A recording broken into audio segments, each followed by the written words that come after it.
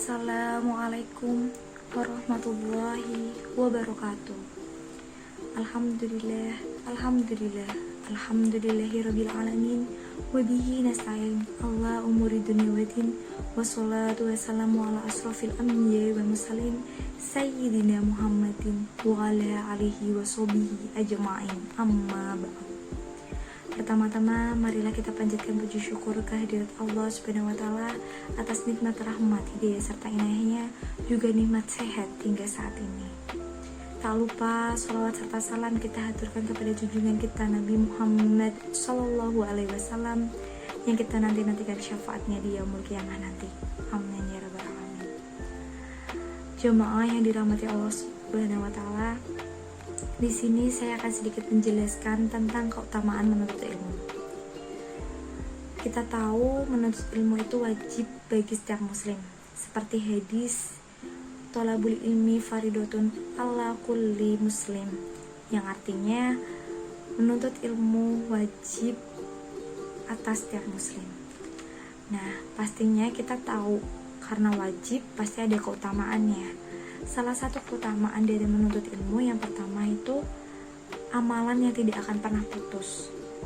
Nah, salah satunya di hadis riwayat Bukhari dan Muslim. Di sana kita dijelaskan jika manusia meninggal maka terputuslah amalnya, kecuali 3 perkara. Yang pertama adalah amalan jariyah, yang kedua ilmu yang bermanfaat, dan yang ketiga doa anak soleh untuk orang tuanya. Di sini kita tahu bahwa amalan yang tidak akan terputus walaupun kita sudah meninggal, salah satunya adalah ilmu yang bermanfaat, ilmu yang kita manfaatkan dan kita bagi orang banyak. Nah, keutamaan lainnya ada untuk menuntut ilmu, yaitu dapat menjadi saksi atas kebenaran. Ini dalam Quran surat Ali Imran ayat 18, di mana ilmu itu juga sebagai nilai kebenaran dan kebaikan, yang artinya yang menegakkan keadilan para malaikat dan orang yang berilmu juga menyatakan yang demikian itu. Di sini orang-orang yang dimaksud adalah orang-orang yang berilmu, juga malaikat yang nantinya akan menegakkan keadilan. Setelah itu, keutamaan lainnya adalah ini juga salah satu perintah dari Allah Subhanahu wa Ta'ala dalam Quran surat Toha ayat 114, yang artinya, dan katakanlah ya Robku, tambahkanlah kami ilmu, tambahkanlah kepadaku ilmu. Di sini kita tahu bahwa Allah memerintahkan kita untuk menuntut ilmu.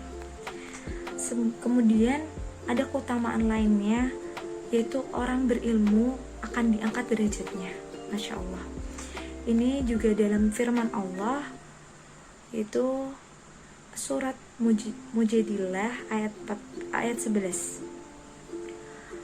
Allah mengangkat orang beriman dan memiliki ilmu di antara kalian beberapa derajat, dan Allah mengetahui apa yang kalian kerjakan.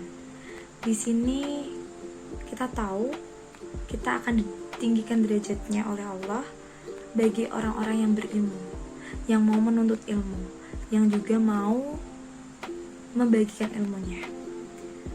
Juga orang-orang yang berilmu ini akan takut akan Allah Subhanahu wa Ta'ala, akan berbuat dosa.